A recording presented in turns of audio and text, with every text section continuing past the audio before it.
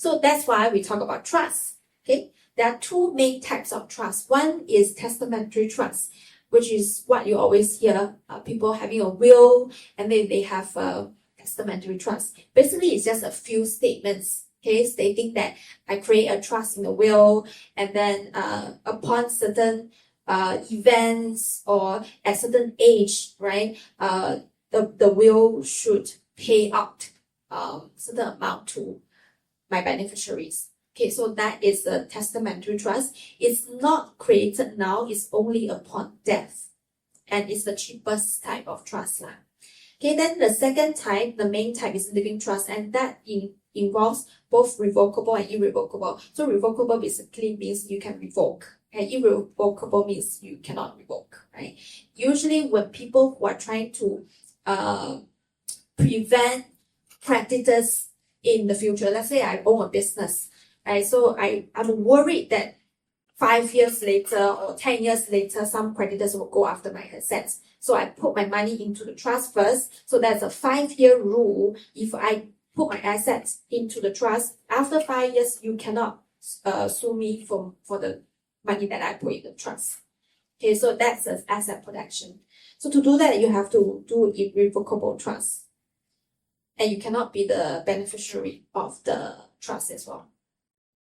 Okay, so I already talked about testamentary trust being created. Yeah, it's created in a will, and it does not exist right now. That's why it's only upon death that you have the trust, and also it requires a probate. So probate is the process of like 6 months or so for the wealth distribution to happen, right? Okay, so what are the simplest type of testamentary trust? Okay, so trustee has the power. So the trustee can be an individual or a corporate, right?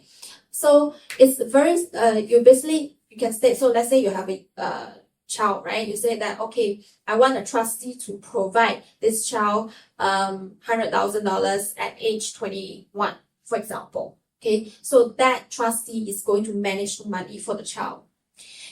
What's the difference between trustee and legal guardian? Legal guardian provides care. So they take care of the kids. But if, let's say, they can be the same person, but if let's say the legal guardian has no sense for money, cannot manage money, then you cannot ask the person to be trustee. You will be quite sad. Okay, so you need someone who actually understands money, can manage it well, to be the trustee.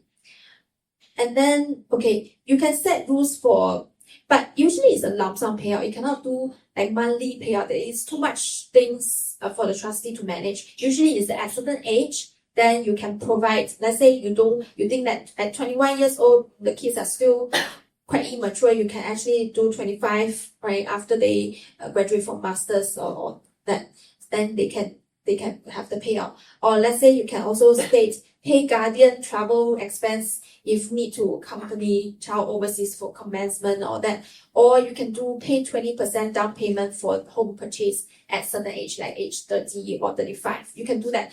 But you limit the number of clauses that you want to put into the testamentary trust, because otherwise it's too much work for the trustee to handle. So usually like we need 5, right? If you have a list like a whole mandate, then you better do a real trust. Okay, so this, okay, living trust, it exists during your life. That means this trust account is already created during lifetime.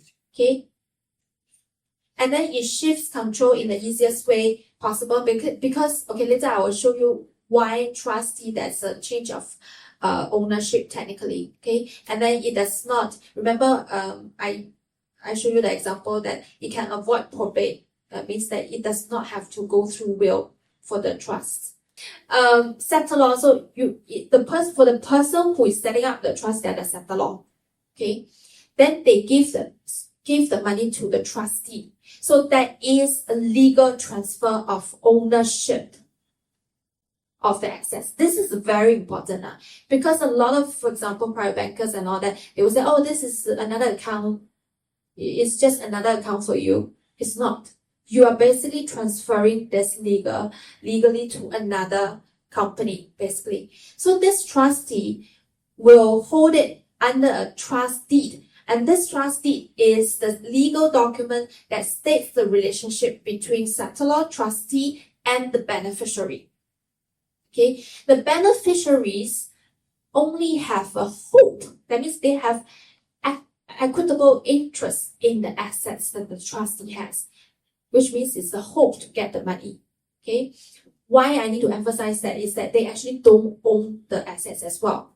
So there is a protection for them later on, because the whole process of transferring the assets is actually to help the settlor with tax benefits, credit protection, and all that. So legally the trustee will own the assets for the benefit of the beneficiaries. So they have fiduciary duty for the whatever decisions that they make, they should be in the best interest of the beneficiaries. Okay, so yeah, this is the legal relationship. So if you don't understand it yet, we can go through certain cases that you will understand it better. Okay, so what are the main reasons for setting up trust? Usually have young children, have elderly relatives who cannot manage money. Basically, they just want to be the beneficiaries to get the money from the trust, but they don't want to own it. Mentally challenged, like, you have heard of this, like special needs trust, right? So it's for people who with special needs cannot take care of themselves. So you set up a trust to give them the money. Business interests. So for example, a lot of second generation, they don't want to manage their parents' money. Okay, they don't want to inherit the business. So they want to do their own thing, right? But the parents, they want some succession planning, right? So what happens is that they usually will grow a board of directors, right? They say, oh, my board of directors can own my business really well. They can run my business very well. They have the same vision and all that. But there's still a gap, because if they want the kids to be the future owner, then I said there's a gap, because, at the end of the day, they are employees, right? Your board of directors are employees. Now they agree with you is because they like you, they believe in your vision. Next time the owner changed, and they don't like the person, they feel like you know nothing about the business, what will they do? They will leave, right?